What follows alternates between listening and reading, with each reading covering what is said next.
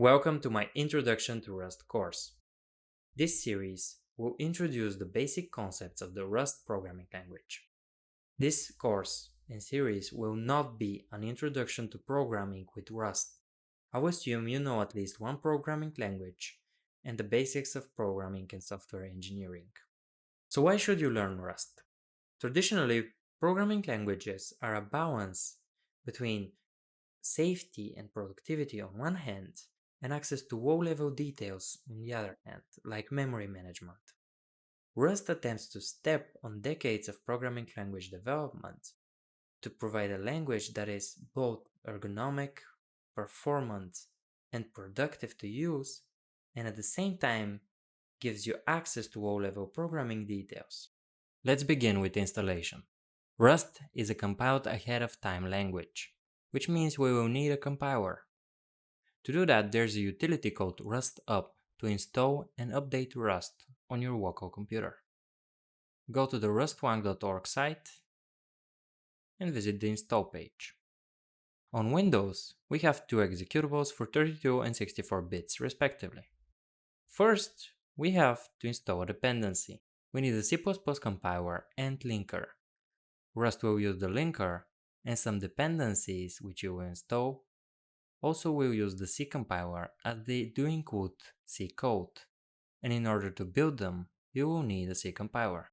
On Windows, this means installing Visual Studio C++ build tools, or the entire Visual Studio.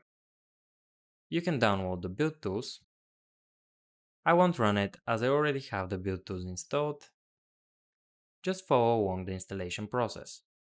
When that is done, download the executable, in most cases that would be the 64-bit one, and wait for it to run. After the installation completes, you'll see Rust is installed. Great. Press the Enter key, and to verify that Rust is installed, run a PowerShell and type rustup.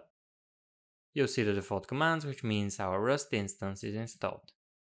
Now, I personally use Windows Subsystem for Linux to develop on Linux, so I would want to install Rust on my Linux subsystem. In this case, I have Arch. We still have the same dependency. We need a C++ compiler and linker, which means GCC or Quang for Linux. As I'm using Arch, I have to use pacman as the package manager to install GCC. If you're using a Debian-based distribution, you'll need to use apt, and you can install the build essential package. It will install a C++ compiler and linker. After you have the C compiler dependency, you can just run this curl command, which will execute a script that will download and install rustup. I'll choose to proceed with the default installation. And now Rust is installed on our Linux environment. To test, again, type rustup and we see the default commands.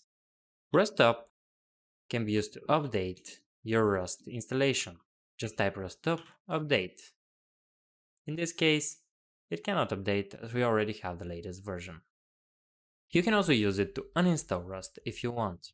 Just type rustup self uninstall and that will uninstall Rust. Now that we have a compiler, let's create our first program. To do so, I'll first create a folder. I'll call that folder Hello World Rust. As is tradition, our first program will just output Hello World to the console. I'll open that folder in Visual Studio Code. I'll use it for development. Here we have to create a new file, which I'll call main.rs. rs is the file extension for Rust source files. Now we'll create a main function. To create a function in Rust, you have to use the fn keyword, then type the function name, parentheses, which will contain the function parameters if there are any, in this case there won't be, and then curly braces to open the function body. Very similar to C-style languages. Now we'll use a macro to print a new line to the console. This macro is different from a function, and we can differentiate that it's a macro by the exclamation mark here. Macros and functions are different things in Rust, and we'll discuss the differences between macros and functions later in depth. For now, you can remember that println is a macro and it's used to print a new line to the console. It accepts a string as a parameter, which in our case will be hello world. This is all we need to print hello world to the console in Rust. The main function, as in C, is special in that it's the entry point of the application and it will run automatically when you start the app.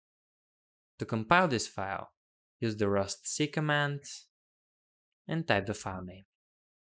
We get the executable binary file, which we can now execute on our Linux environment. And we get the hello world line as expected. I can also use my Windows Rust compiler to compile the file, and as you can see we get the executable file and a PDB file. If you're using Windows, you just execute the exe file and you get the same result. Using rustc we were able to compile a file and run it, but that is not how Rust projects are usually structured. Rust has cargo, which is a package manager, project manager, versioning and dependency manager at one. If you're coming from the JavaScript ecosystem, cargo is very similar to npm as the dependency manager. We can use cargo to create a new project. To do so, use the first check if cargo is installed. It should be if you've installed Rust with rustup. To do that, just run cargo. You'll get a list of available commands like this. To create a new project, type cargo new and the project name. In this case, I'll call my project hello cargo. As you can see, cargo created a new project for me. I'll open it in Visual Studio Code. And as you can see, we have a couple of files here. The first one we see is a cargo.toml file. Here we have the package information, such as its name, version, and a list of dependencies. Right now we have no dependencies. If you're coming from the JavaScript ecosystem, this will be the equivalent to a package JSON file. Cargo dependencies are called crates. Packages in general in Rust are called crates. You can see the available crates in the cargo repository in the crates.io site. This is the Rust package registry. Here we can search for a specific crate. For example, in the next video we'll use the rand crate, which is a random number generating utility and other randomness functions. You can open this rand crate, and here you have more information about the package and how to install it. Cargo can also install packages, just like npm.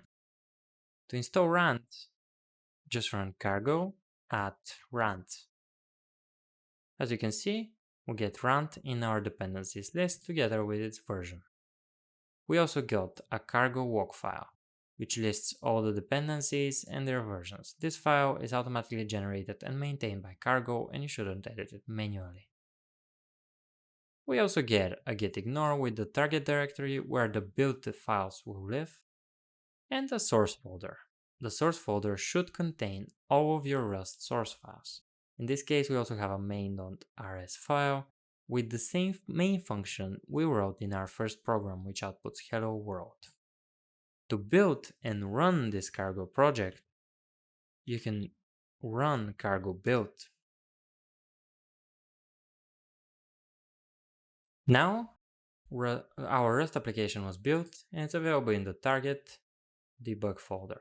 Here we have our binary executables. To run our project, we can just do cargo run. One note is that you don't need to run build before run. Run will automatically build the project if it's not built already. Rust is smart enough to know that you haven't made any changes since last build, so even if I run cargo build, it will not rebuild the full project. You also have the option to run cargo check, which will only build the project without creating executables. This is useful as it's usually faster than build, and it can be used to just check if your compile is passing while you're developing. With this, I will wrap today's video. In the next video, we'll build a simple number guessing game with input-output functionality. Don't forget to subscribe to get notified when the next video in the series is released. Take care.